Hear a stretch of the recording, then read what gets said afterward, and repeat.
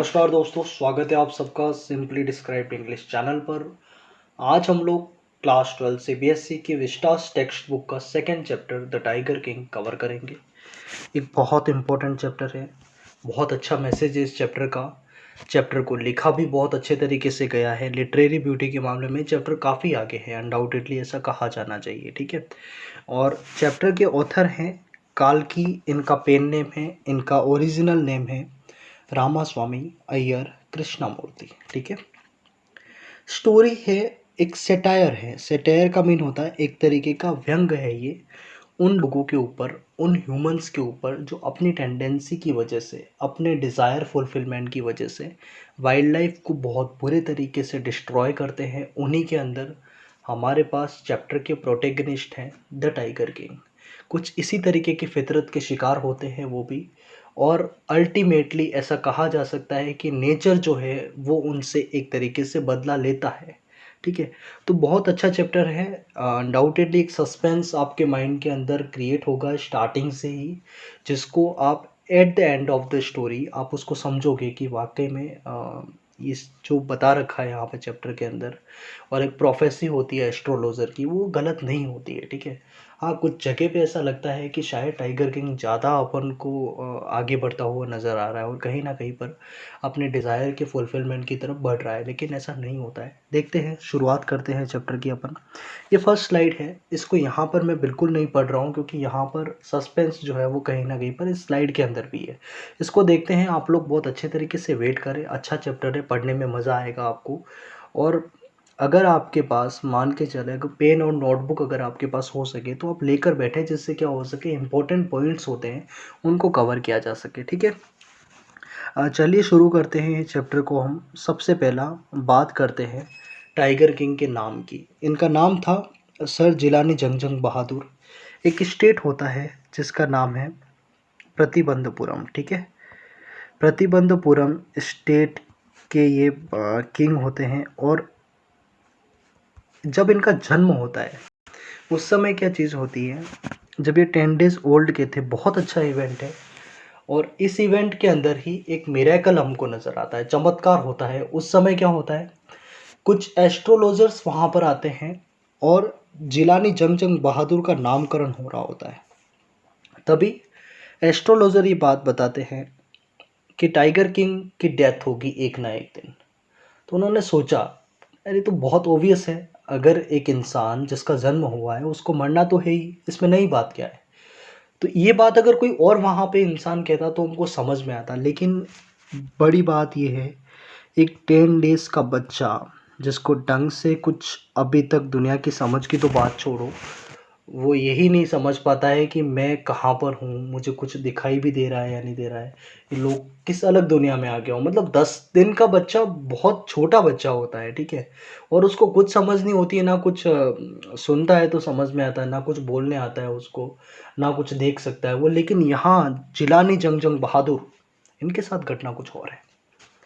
10 दिन के थे जिस समय एस्ट्रोलॉजर ने ये प्रोफेसी करी कि तुम्हारी डेथ होगी एक दिन, तभी एक छोटा बच्चा उस समय बोलता है, सर इसमें नया क्या बता रहे हो आप। एक इंसान जिसने इस दुनिया में जन्म लिया है, उसकी डेथ तो एक ना एक दिन होनी है।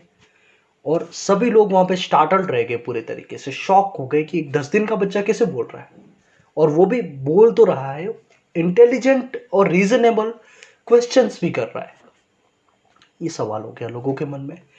तभी उसने, लोगों ने पहले तो देखा चारों तरफ, कोई और तो नहीं बोला है। तभी वो बच्चा वापस कहता है, yes it was me who spoke, ये मैं था जो बोला हूँ। तभी एस्ट्रोलॉजर उसकी बात को सुनते हैं। एस्ट्रोलॉजर को उसने ये कहा, आप नया तब मेरे लिए कुछ होगा जब आप मुझे ये बताओ कि what will be the manner and course of my death. I want to know this thing first. तभी एस्ट्रोलॉजर अब काफ़ी पहले से स्टार्टल रह चुके थे, उन्होंने बताया कि देखो, तुम जिस स्टार के अंदर, स्टार नक्षत्र होते हैं, जिन नक्षत्र के अंदर पैदा हुए हो, वो नक्षत्र किसका है, बुल का है, ठीक है। और बुल का एक दुश्मन होता है जिसको हम कहते हैं टाइगर। तो कहीं ना कहीं पर तुम्हारी डेथ जो है वो टाइगर से होगी, ये कहा गया। तभी क्या होता है, हो सकता है कि वहाँ पर काफ़ी सारे लोग जो है वो सहम जाते हैं, यार ये तो गलत हो रहा है, टाइगर से खतरा है, मतलब कहीं ना कहीं पे जिलानी जंगजंग बहादुर को। लेकिन वो बच्चा उस समय ये कहता है let the tigers be beware, है ना। कहीं ना कहीं पर वो कहता है कि टाइगर को सावधान हो जाने की ज़रूरत है कि अब उनकी मौत आ बनी है, क्योंकि वो मेरे दुश्मन हैं। ये बात एक 10 दिन का बच्चा जो है वो कहता है उन लोगों के सामने। तो कहीं ना कहीं पर ये एक बड़ी बात होती है, और एक पूरी कहानी जो है उसके अंदर, इसकी बिगिनिंग के अंदर ही एक अच्छा ट्विस्ट जो है वो क्रिएट कर जाती है। ठीक है, चलिए आगे देखते हैं हम। अब क्या होता है, नो मिरेकल टू प्लेस, ये तो पहला मिरेकल था जो हमने देखा। No other miracle to place, इस बीच कोई और दूसरा चमत्कार नहीं होता है, फिर ऐसी घटना नहीं होती जिसको बताया जाना चाहिए। The child grew like any other royal child, royal child जो राजकुमार होते थे, राजा के बच्चे होते थे, ठीक है, उन्हीं की तरह उसकी परवरिश होती है। Drinking white cow's milk, milk जो है वो वाइट काउज का पीता था। Taught by an English tutor, English tutor होता था जो बाकी के राजकुमारों की तरह ही वो भी एक इंग्लिश ट्यूटर से पढ़ा था। Looked after by an English Naini, एक अलग से इंग्लिश नैनी का इसके लिए अरेंजमेंट हुआ था, जिनकी पूरी जिम्मेदारी थी उस राजकुमार की ब्रिंगिंग अप जो है, ठीक है, उसकी परवरिश जो है वो सारी की सारी इनके अंडर में होती है। वाइट काऊ का मिल्क जो है वो पीता है, इंग्लिश फिल्म्स देखता है, and watch the English films, ठीक है, मतलब अच्छे तरीके की उसकी परवरिश होती है। एजुकेशन भी जहाँ पर काफ़ी अच्छा था, उसकी हेल्थ के ऊपर भी ध्यान दिया गया था, और मॉडर्न मैनर्स जो है वो उसको सिखाने का पूरा एफर्ट रहा था। ठीक है, इसके बाद देखते हैं हम व्हेन ही वाज 20, अब वो टाइम आ चुका है। अब तक तो वो माइनर था, उसको क्राउंड नहीं किया जा सकता था, उसका राज्याभिषेक नहीं हो सकता था, लेकिन 20 साल की उम्र में अब वो दिन आ गया जिस समय उसका राज्याभिषेक करा गया। He was crowned as king. It was then the prediction of his death by the tigers reached the महाराजा's ear, जिस समय जंग बहादुर अपनी सीट के ऊपर बैठे, है ना, एज अ किंग, तो उस समय क्या होता है, उनके कानों तक ये बात आती है कि मेरी डेथ की बात जो है वो मेरे राज्य में हो रही है। और उनको ये बात भी पता चलती है कि मैं जब छोटा था तो उस समय एक एस्ट्रोलॉजर ने ये प्रोफेसी दी थी कि मेरी मौत जो है वो एक टाइगर से होती है, और जब मैं अब राजा बन चुका हूँ तो कहीं ना कहीं पर टाइगर से मुझे खतरा है। ये बात उसके कानों तक आती है, तो उसी समय वो एक रिजोल्यूशन करता है कि मैं मेरे सारे जो राजकाज हैं उनको बाद में करूँगा, मेरी पहली जिम्मेदारी, और ये भी कहा जा सकता है कि मेरा सबसे फर्स्ट एम है वो ये है कि टाइगर मुझे ख़त्म करे, इससे पहले मैं टाइगर्स को ही ख़त्म कर दूँ। इस टारगेट के साथ वो निकल चलता है आगे।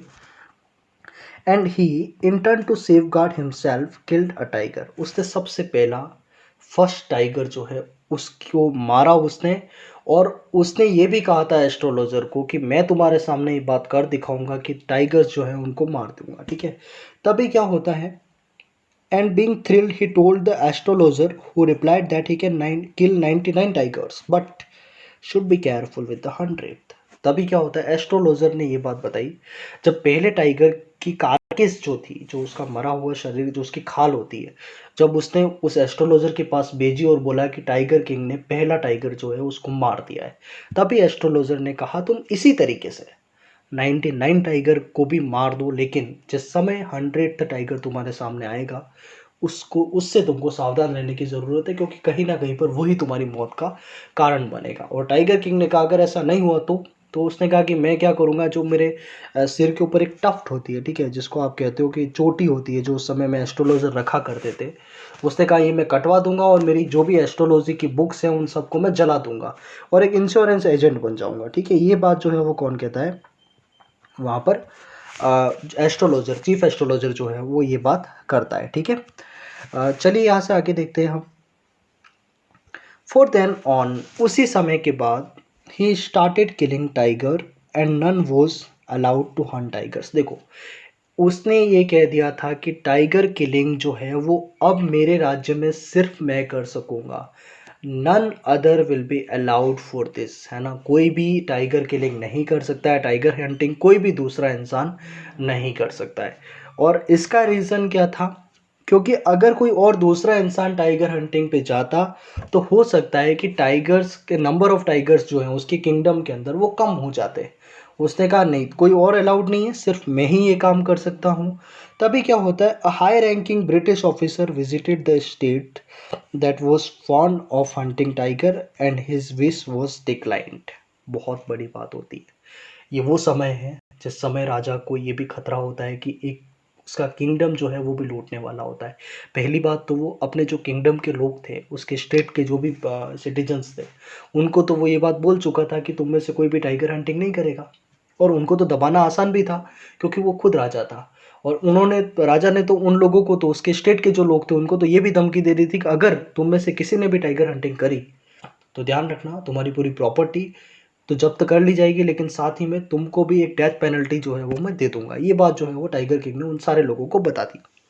लेकिन तभी कहानी में ट्विस्ट आता है, और ये वो टाइम है जब ब्रिटिश इंडिया था, ठीक है, मतलब हमारे ऊपर ब्रिटिशर्स का राज था और वो सुप्रीम थे, ऐसा कहा जा सकता है। एक हाई रैंकिंग ब्रिटिश ऑफिसर उसके राज्य के अंदर टाइगर हंटिंग की परमिशन मांगता है राजा से। वैसे वो बिना परमिशन के भी काम कर सकता था क्योंकि ब्रिटिश काफ़ी पावरफुल थे उस टाइम में, लेकिन टाइगर किंग बड़ा ज़िद्दी निकला यहाँ पर। क्या होता है, उसने कह दिया सर आप चाहो तो पिग की हंटिंग कर लो, मुझे कोई दिक्कत नहीं है। आप चाहो तो माउस मार सकते हो, आप चाहो तो फिर मॉस्क्विटो की हंटिंग कर सकते हो, मच्छर मारो, चूहे मारो, पिग मारो। बट टाइगर्स सर ये मैं अलाउ नहीं कर सकता क्योंकि मेरा बहुत मेरी फर्मनेस है इस मामले के अंदर, रिजोल्यूट हूँ मैं इस बात को लेकर कि मैं टाइगर हंटिंग किसी और को करने नहीं दे सकता। तो ये बड़ी बात हुई यहाँ पर। तभी क्या होता है, अब उसने ये तो कह दिया, एक ब्रिटिश ऑफिसर को उसने ये बात कह दी कि टाइगर हंटिंग जो है उसको राजा जो है वो अलाउ नहीं कर रहा है। लेकिन वहाँ पर ब्रिटिश ऑफिसर जो है उसको ऐसा कुछ नहीं था, उसने तो ये कहा सर कोई बात नहीं, आप एक काम करो, टाइगर हंटिंग मैं खुद नहीं करूँगा, ओरिजिनली आप उस टाइगर को मारें, मुझे तो बस किसका शौक है, फोटोग्राफ का शौक है, ठीक है, टाइगर आप मारते हैं और मैं क्या करूँगा उसके साथ एक फ़ोटो खिंचवा लूँगा। तभी राजा ने सोचा ये भी गलत होगा, क्योंकि टाइगर की एक्चुअल किलिंग मैं कर रहा हूँ और क्रेडिट कोई दूसरा ले जाए तो मेरे राज्य के लोगों में इस बात के लिए बहुत गलत मैसेज जाएगा। उसने कहा ये भी गलत है सर, तो ये भी अलाउ नहीं करा उसने और इस रिक्वेस्ट को भी डिनाइड कर दिया। लेकिन रिक्वेस्ट को तो डिनाइड कर दिया उसने, पर बड़ी चुनौती उसके सामने ये उभर कर आती है क्योंकि वो हाई रैंकिंग ब्रिटिश ऑफिसर था। He could capture the kingdom of the tiger king, ये बात यहाँ पर बहुत ज़रूरी है। तो ये उसने सोचा ऐसा हो सकता है कि मेरा स्टेट जो है उसको कहीं ना कहीं पर कैप्चर किया जा सकता है और बुरे तरीके से हम लोग बर्बाद हो सकते हैं मेरी इस जिद की वजह से। फिर उसने एक प्लान वहाँ पे बनाया, वो उसकी फैमिली को खुश करना चाह रहा था और कहीं ना कहीं पर उसकी बीवी से उसका अच्छा अटैचमेंट था। तो उसने ये करा, आगे जाकर एक नया प्लान बनाया जिसके अंदर कुछ डायमंड्स रिंग्स वो मंगवाता है। खैर ठीक है, आगे की स्लाइड के अंदर है, अपन उसको अच्छे से समझते हैं। होता क्या है, the officer requested for getting a photograph with a tiger killed by Maharaja and this request was rejected। ये तो हमने देखा था। तभी क्या होता है, राजा कलकत्ता से एक ज्वेलरी की शॉप होती है, वहाँ से 50 डायमंड्स रिंग ऑर्डर करता है। और ये जो डायमंड रिंग्स होती हैं, ये डायमंड रिंग्स सब की सब वो बेचता है उस ब्रिटिश ऑफिसर की वाइफ के पास, उसको प्लीज करने के लिए, उसको खुश करने के लिए। और वो खुश होगा तो कहीं, वो खुश होगी अगर तो कहीं ना कहीं पर जो ब्रिटिश ऑफिसर है वो भी खुश होगा। तभी क्या होता है, उसने क्या करा, 50 डायमंड रिंग्स भेजा उस औरत के पास और ये सोचकर उनमें से एक या दो जो है, जो भी उसको पसंद आए वो रख लेगी और बाकी सारी रिटर्न कर देगी। पर ऐसा नहीं होता है। जैसे ही वो 50 डायमंड रिंग्स उस लेडी के पास जाती है, उसने सीधा का सीधा एक थैंक्स लिखकर भेज दिया राजा को। मतलब 50 डायमंड रिंग सारी की सारी क्या हुआ, उस लेडी ने एक्सेप्ट कर ली और जिनकी कॉस्ट थी 3 लाख रुपीज़ और बहुत बड़ा अमाउंट था। ठीक है, इकोनॉमिकली एक स्टेट जो है वो बैंकरप्ट हो सकता है इतने बड़े अमाउंट से। लेकिन ठीक है, प्रतिबंधपुरम थोड़ा बहुत प्रॉस्परस स्टेट था, इस वजह से ये चल गया, ठीक है। लेकिन बहुत बड़ा लॉस हुआ, लेकिन फिर भी किंग ये सोचता है चलो कोई बात नहीं, 3 लाख का लॉस हुआ, that is okay, but even after I am able to protect my kingdom. ये बात उसके दिमाग में आती है, मेरा राज्य तो कम से कम बच गया, ये बड़ी बात है मेरे लिए, बाकी 3 लाख गए तो कोई बात नहीं। इस मेंटालिटी से वो आगे बढ़ता है। आगे क्या होता है, ये पूरा कारवा चलता रहता है, 10 सालों तक ये पूरा चलता है। और अभी तक टाइगर किंग जो है वो 70 टाइगर्स को मार चुका था। बहुत बड़ी बात होती है 70 टाइगर्स को किल करना, उनकी हंटिंग करना। And didn't find any in प्रतिबंधपुरम, so he decided to marry a girl from royal state which had more tigers to complete his target. इसके बाद क्या होता है, दीवान को बुलाता है वो, और दीवान को बुला के ये बोलता है, ये भी काफ़ी फ़नी मोमेंट है जिस समय चैप्टर के अंदर दीवान और टाइगर किंग के बीच में जो कॉन्वर्सेशन होती है उसके अंदर उसको काफ़ी एक तरीके से ह्यूमरस तरीके से प्रेजेंट करा गया। वो आप जब लाइन बाय लाइन पढ़ोगे तो वहाँ पर आपको समझ में आ जाएगा। और उसको ये बात बोलता है कि मुझे शादी करनी है और मैं उस जगह पे शादी करूँगा, उस स्टेट के अंदर जहाँ पर टाइगर पॉपुलेशन अच्छी हो। एक बात तो ये, ताकि वो जब भी अपने इन लॉस के घर पे जाएगा तो बीच में आने वाले रास्ते में जितने भी टाइगर्स आते हैं उनको वो मारता हुआ आगे निकलेगा। ठीक है, और ऐसा हुआ भी सही, नेबरिंग स्टेट के अंदर भी ऐसा हुआ। उसकी शादी होती है और वहाँ पर एक लड़की भी जो जिससे उसकी शादी होती है, और जब भी वो उसके इन लॉस पे जाता है तो फिर बीच में 5-6 टाइगर जो है वो उसका टारगेट जो था वो कंप्लीट होता रहता था। ठीक है, whenever he visited his in loss, शादी होने के बाद इन लॉस के वहाँ पे जैसे ही जाता, ही किल 5-6 tigers, so he killed 99 tigers and was feverishly anxious to kill the 100 but could not find। अब देखो, स्टार्टिंग में उसने एक टाइगर को मार के एस्ट्रोलॉजर को बता दिया। फिर क्या होता है, एक हाई रैंकिंग ब्रिटिश ऑफिसर से उसका सामना होता है। फिर टाइगर पॉपुलेशन प्रतिबंधपुरम के अंदर ही एक्सटिंक्ट हो जाती है। फिर वो शादी करता है, इतने सारे एफर्ट कर चुका है, लेकिन आफ्टर किलिंग 99 टाइगर्स उसके सामने सिचुएशन ये आती है कि अब उसके इन लॉस के स्टेट में भी टाइगर पॉपुलेशन एक्सटिंक्ट हो जाती है। और इस बीच इतना लंबा टाइम गुजर गया, उसने अपने राज्य के कोई भी कामकाज में किसी तरीके का हिस्सा नहीं लिया था, और ना ही actually his prime duty was to look after his state, but instead of this he focused only on killing the tiger, 100 tiger. ठीक है, तो ये बड़ी मुसीबत हो जाती है उसके लिए। और अब उसके मन में ये बात आती है कि यार मुझे सिर्फ एक टाइगर चाहिए। ठीक है, और दीवान को वो बुलाता है फिर से, और दीवान जो है वो काफ़ी ज़्यादा परेशान था। वो ये बात अच्छे तरीके से जानता था कि स्टेट जो है वो काफ़ी बड़ी मुसीबत से गुजर रहा है, और टाइगर किंग जो है वो अपनी एक ज़िद पर अड़े हुए हैं। लेकिन उसके हाथ में कुछ था भी नहीं, वो दीवान था, और जंग जंग बहादुर तो टाइगर किंग थे, तो उसकी बात उसको माननी थी। News about the presence of A tiger near a village proved disappointing. देखो, एक न्यूज़ फैलती है, पास के विलेज के अंदर क्या होता है, यहाँ पर जो नंबर ऑफ शिप्स जो है वो कुछ दिनों के लिए कम होती जाती है, मतलब ऑटोमेटिकली शिप्स जो है वो गायब होने लगी, ऐसी न्यूज़ आती है राजा तक। तो उसने सोचा, पहले तो वहाँ पे एक दो लोग थे जो शिप्स जो है उनकी चोरी वगैरह करते थे, तो उसने वो देखा कि नहीं यार इनमें उन लोगों का तो हाथ नहीं। फिर टाइगर के मन में ख्याल आता है कि कहीं ना कहीं पर आसपास कोई टाइगर है जो ही इन शिप्स की हत्या कर रहा है। ठीक है, तो फिर उसने सोचा कि नहीं, अब मैं जाऊँगा, मैं कहीं ना कहीं पर जाके उस विलेज में जहाँ पर ये टाइगर होने की संभावना है वहीं जाकर बैठूंगा, अपने कुछ साथ में मेरे कुछ उसके जो हंटर्स थे, ठीक है, शिकारी थे, उसके साथ में कुछ जो प्रोफेशनल थे उनको भी वो लेके जाता है, और वहाँ जाके वो बैठ जाता है। ठीक है, अब फिर क्या होता है, कुछ दिनों तक वो वेट करता है लेकिन वो टाइगर वहाँ पर भी नज़र नहीं आता है उसको। तो अब स्थिति काफ़ी ज़्यादा ख़राब हो गई थी।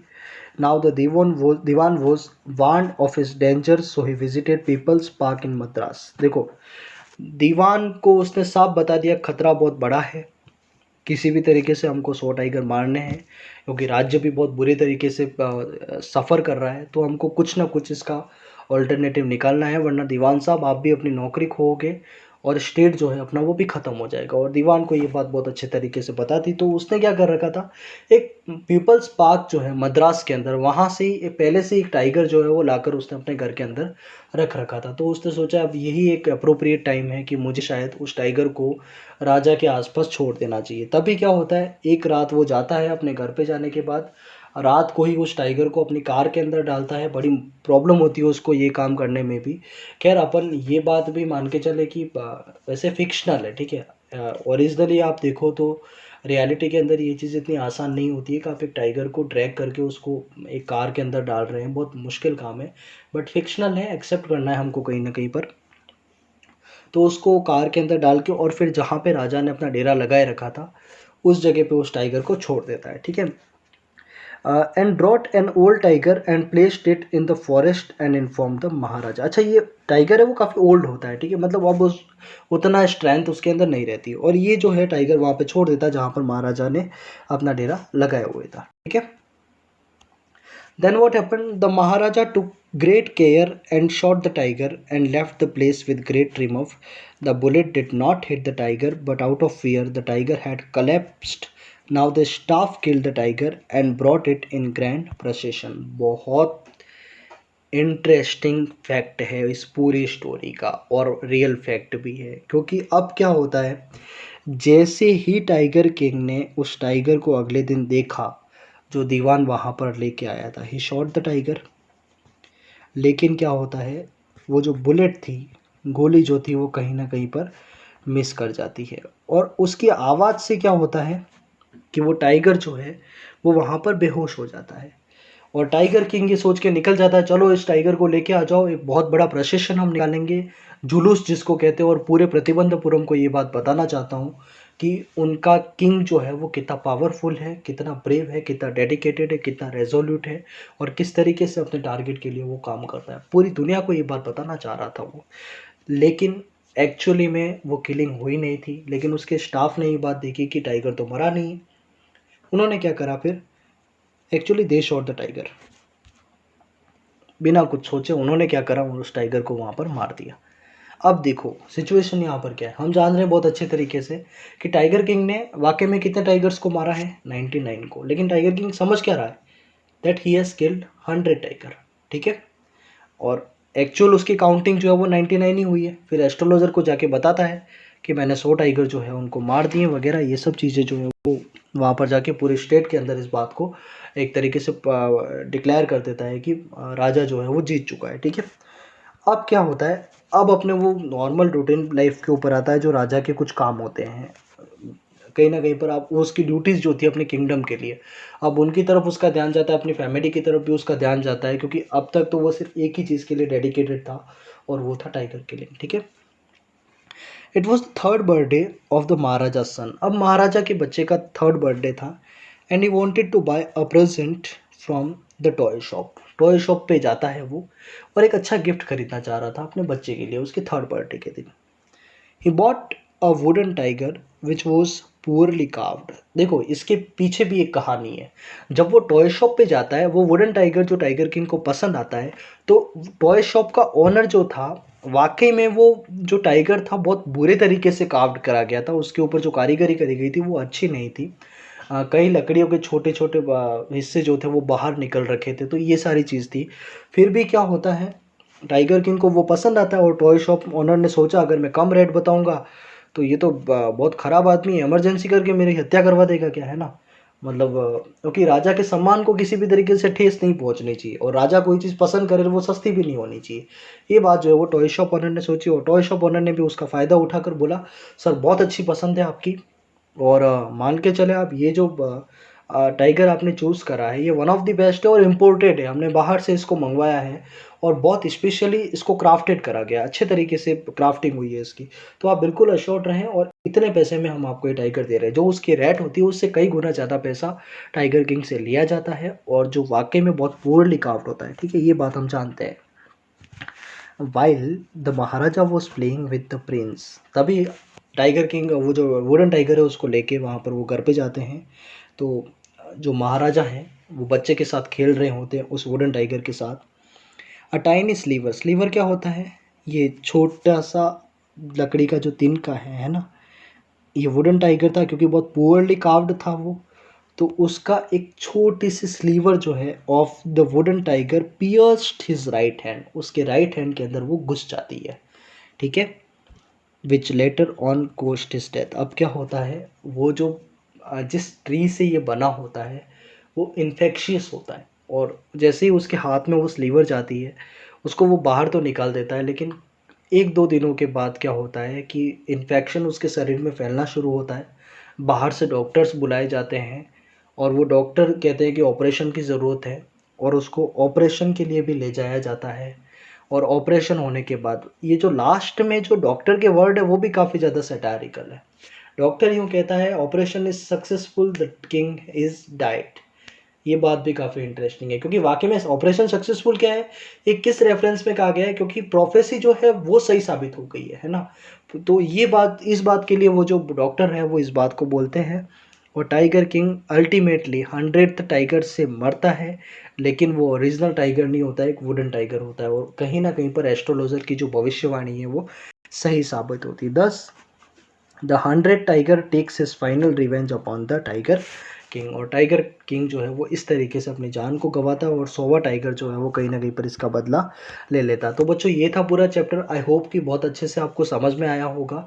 आप इसको लाइन बाय लाइन पढ़ेंगे तो बहुत अच्छे तरीके से आपको चैप्टर को पढ़ने का मज़ा भी आएगा, और सही मीनिंग जो है वो भी आपको वहाँ पर उस समय पता चल जाएगा। लेकिन फिर भी, क्योंकि मैं जो नोट्स बनाता हूँ मेरी एक ही स्ट्रैटेजी होती है यहाँ पर, एग्ज़ाम पॉइंट ऑफ व्यू को कवर करने के साथ चैप्टर का जो एक्चुअल कंसेप्ट है वो आपके दिमाग में डाल दिया जाए, और मिनिमम टाइम के अंदर, और एक अच्छा कंटेंट आपको डिलीवर किया जाए। और इसी ऑब्जेक्टिव के साथ मैं भी मेरे वीडियोस जो है वो यहाँ पर अपलोड कर रहा हूँ, और मेरा मेन एम भी यही है कि अच्छा कंटेंट कम टाइम के अंदर आपको मिल पाए। होप सो कि चैप्टर आपको बहुत अच्छे से समझ में आया होगा। मिलते हैं फिर से नए वीडियो के साथ, और इसका नेक्स्ट पार्ट आएगा पार्ट 2, जहाँ पर चैप्टर की वोकेबलरी और चैप्टर की समरी को अपन देखेंगे। बहुत ज़रूरी है, जिन्होंने फर्स्ट पार्ट देखा है वो सेकंड पार्ट को ज़रूर देख लें। इसके बाद आप चाहो तो अगर बुक को अगर नहीं भी खोलो तो भी आप कहीं ना कहीं पे कुछ हद तक इस चैप्टर में अच्छा परफॉर्मेंस आपके एग्ज़ाम में करके आ सकते हो। बट सेकंड पार्ट भी इसका देखें, ये रिक्वेस्ट है मेरी आपसे। चैनल को सब्सक्राइब करें अगर आपको अपडेटेड रहना है जो भी नए वीडियोस आते हैं, जो भी नए लेसन आते हैं उनके लिए। Thank you so much.